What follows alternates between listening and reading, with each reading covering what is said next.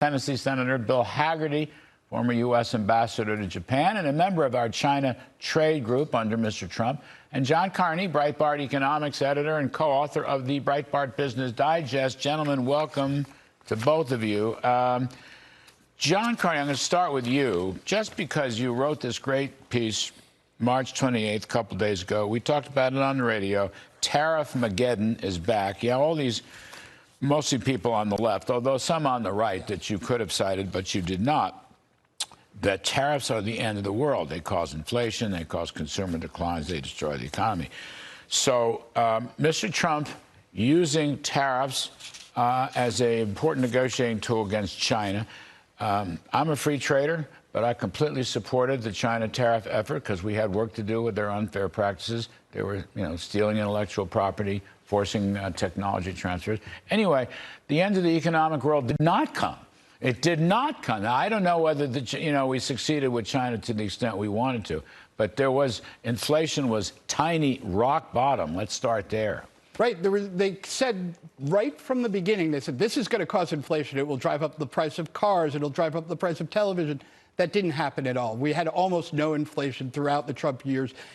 In particular, we had no inflation on the very things that tariffs were placed on. So this idea that consumers are going to pay more, they're bringing that back again. Their old record didn't work the first time. They're going to try it again. It's not going to work again. I think one of the most important things President Trump used to say a lot was the word reciprocity. Yes, there you go. He said, I like the word reciprocity. Right. If you are fair with us, we'll be fair with you. But when you put up trade barriers from the United States, then we are going to put them up against you. You have to do that. If you play the sucker at the card table, everybody's going to cheat you. That's the role that the United States has been put in. Donald Trump started to change that, and hopefully he's going to get a chance to change it again. Senator Hagerty, you were integral part of that China trade team in Washington and Beijing, and, of course, your own satrapy in Tokyo. But you've heard Trump talk about reciprocity. Absolutely. That is the key. And it solves so many problems. I mean, think about people complaining about the Chinese buying land here in America. Would we be able to do that in China? Right. Reciprocity would solve that problem. If you think about it, we have the largest economy in the world. We also have the lowest trade-weighted tariff barriers. Right. We should be using our economy as a tool of leverage. We should be seeking reciprocity at every turn, and we don't have it. You can go all the way back to World War II and think about some of the advantageous trade terms that we put in place following that war. We should have capped it in terms of time or GDP per capita by some measure. But we're in a situation today where many countries, I should say, have a much more advantageous trade set of tariffs than we do. Well, we gave China, when China entered the World Trade Organization, the WTO, in the year 2000, we gave them a license to cheat and steal. Absolutely. Right? Because as a so-called undeveloped economy, which, what are they, the second largest economy in the world, anyhow, they were allowed to have higher tariffs, more non-tariff barriers, and nobody could do anything about it. There was no adjudication in the WTO because that's the way the damn thing was set up. Yes. The United States and other Western countries signed on to that. Trump said no. He said no. Now, the point is, reciprocity can work two ways, right? Let's assume, in the case of Japan, we had a small trade deal with Japan. Japan lowered some barriers, and we did too. Yep. So it can work that way. On the other hand, in some countries, wouldn't want to name any names, but Germany, for example, has terrible trade barriers on automobiles. Terrible, right? So we should treat their cars the same way they treat our cars, with higher tariffs. I mean, that's reciprocity. What's wrong with that? Nothing's wrong with it. And if you look at the differential in those tariffs, it's enormous. You can sell a car from America to Germany, and you'll be encountering a 10% tariff. They can sell the car here. What is it, 2.5%? That's not reciprocal. That's exactly what President Trump was aiming at, is delivering reciprocal, fair terms. Every American can understand that, and I think our counterparty should understand that too. John, you know what else?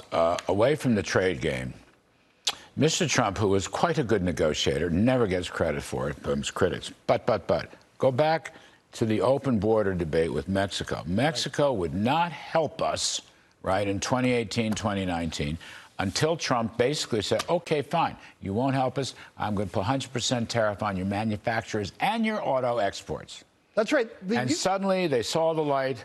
the Lord shined down on them. They put 25,000 troops at the border and adopted our remain in Mexico. Now, that was tariff negotiating. What's wrong with that? We've built the greatest economy in the world in the United States. We can use that power to make the world a better place. We can say to whether it's our trade partners about their trade barriers, whether it's other countries about policies that we have that we don't like you were saying, Mexico's attitude towards the migrants. We can say, look, we need your help on this.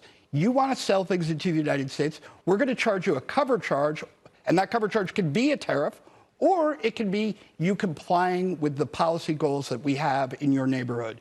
When they won't do this, then we need to say, okay, look, this isn't a free ride. You don't get free access to the U.S. markets. That's exactly right.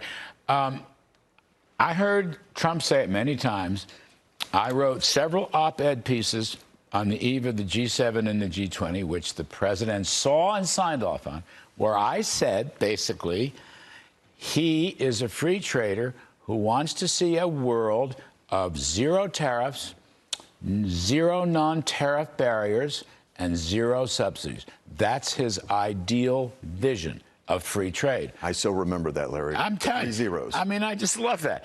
I wrote it up. He signed off on it. We all kind of drove Lighthizer a little bit crazy, but we love Lighthizer, so that's a separate subject. But the point is, Trump would use tariffs in order to get to that world. And I think that's a good definition of free trade. But I also think this, we can't forget that we have a huge competitive advantage, and that's the size of our market. Right. And access to the U.S. market is a great leverage point for us as well. Tariffs is a means of controlling that, but also just denying access. And tariffs is a means of achieving that. But if you think about the other tools, the other market access tools that other nations use with their regulatory construct, et cetera, we need to be looking at reciprocity, again, to use the term that President Trump so aptly used.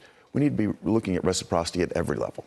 Man, I negotiated. I had the European side. What a mess. Even in theory, Just saying.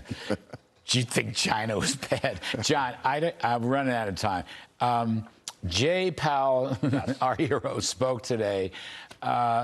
Two things that came out of there. Why don't you just give us a snappy comment? Number one, I didn't hear anything new about lower interest rates. And number two, what I liked, he said this once before a few years ago, the job of the Fed is not climate change. That's right. All right. Now, do I have that right? No, that's right. He really put the foot down on this idea that the Federal Reserve should be a climate cop and start policing everybody about whether they're doing what the left wants them to do on climate change. He said, we're not going to do that.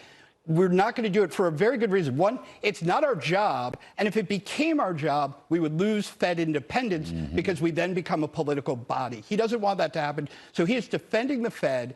He is defending their independence. And as you said, on interest rates, he said something very important that a lot of people said.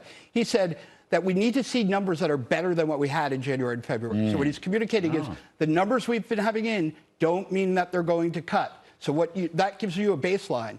Unless the economy starts to sag, the Fed's not cutting. I'm telling you, you and I are keeping this option open. It's what Summers called it, a non-zero probability the next move will be higher rate. Absolutely. And Bill Hagerty, just to finish this off, under these circumstances, with a durable economy, inflation above target. Yes.